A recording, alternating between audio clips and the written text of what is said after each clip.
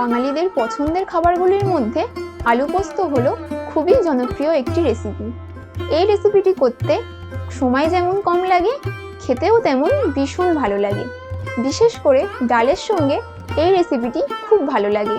তো দেখে নিন এই রেসিপিটি আমি কেমন করে বানাই। এই রেসিপিটি করার জন্যই আমি এখানে দুটো মিডিয়াম সাইজের আলু ডুমো ডুমো করে কেটে নিয়েছি। আর নিয়েছি 3 চামচ পোস্ত। পোস্তটাকে আমি একটু ফ্রাই করে নেব। তার জন্য ফ্রাইং প্যানের মধ্যে পোস্তটাকে দিয়ে দিলাম। 2 থেকে 3 মিনিট পোস্তটাকে একটু ফ্রাই করে নিচ্ছি। খুব বেশি ফ্রাই কিন্তু একদমই করবেন না, তাহলে কিন্তু পুড়ে যাওয়ার সম্ভাবনা থাকবে। পোস্তটা ফ্রাই করে নেওয়ার জন্য পোস্তর স্বাদটা কিন্তু আরও বেড়ে যাবে। তো দেখুন পোস্তটা আমি ফ্রাই করে নিলাম। এবারে পোস্তটাকে বেটে নেব। আর পোস্তর সঙ্গে নিয়ে নিলাম 2টো কাঁচা লঙ্কা। এই দেখুন পোস্তটাকে আমি বেটে নিয়েছি। ঠিক এইভাবে আপনারা বেটে নেবেন। এবারে ফ্রাইং প্যানের মধ্যে দিয়ে দিচ্ছি সর্ষের তেল।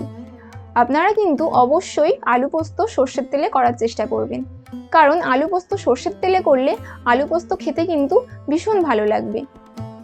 তেলটা গরম হয়ে আসলেই দিয়ে দিলাম একটা শুকনো লঙ্কা, আর দিলাম 1/2 চামচ 5 ফোড়ন।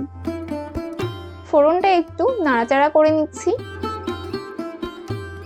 যখনই ফোড়ন থেকে খুব সুন্দর গন্ধ ছাড়বে তখন আলুগুলো এর মধ্যে দিয়ে দেব।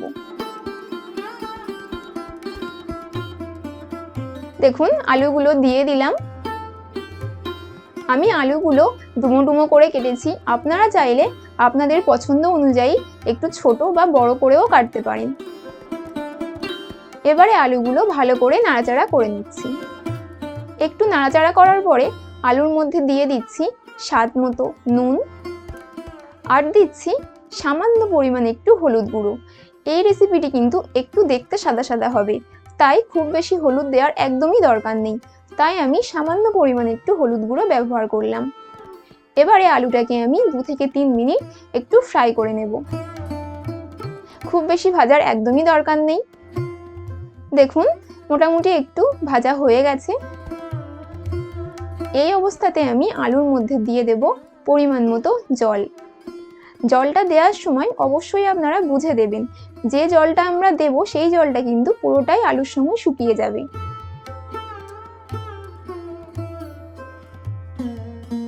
এবারে আলুটাকে সিদ্ধ করে নিচ্ছি। এই দেখুন 2 থেকে 3 মিনিট ফোটানোর পরে আলুটা কিন্তু সিদ্ধ হয়ে গেছে, আর জলটাও একেবারে শুকিয়ে গেছে। এই অবস্থাতেই বেটে রাখা পোস্তটা আলুর মধ্যে দিয়ে দিচ্ছি। পোস্তটা কিন্তু আমি শিল নোড়াতে বেটেছি। আপনারা চেষ্টা করবেন পোস্ত শিলে বাটার, কারণ যে কোনো জিনিসই শিলে বাটলে তার স্বাদ কিন্তু আরও বেড়ে যায়। পোস্তটা দেওয়ার পরে পোস্তর বাটিটা ধুয়ে আমি একটু জল দিয়ে দিলাম। এবারে আরও কিছুক্ষণ এটাকে ফুটিয়ে নেব। আর দিয়ে দিচ্ছি স্বাদ মতো নুন আর 2টো কাঁচা লঙ্কা। আলু পোস্ত কিন্তু একটু মিষ্টি মিষ্টি হয়, তাই খুব বেশি ঝাল দেওয়ার একদমই দরকার নেই। আমি এখানে 2টো কাঁচা লঙ্কা ব্যবহার করেছি। দেখুন আলু পোস্তটা আমি ভালো করে ফুটিয়ে নিয়েছি।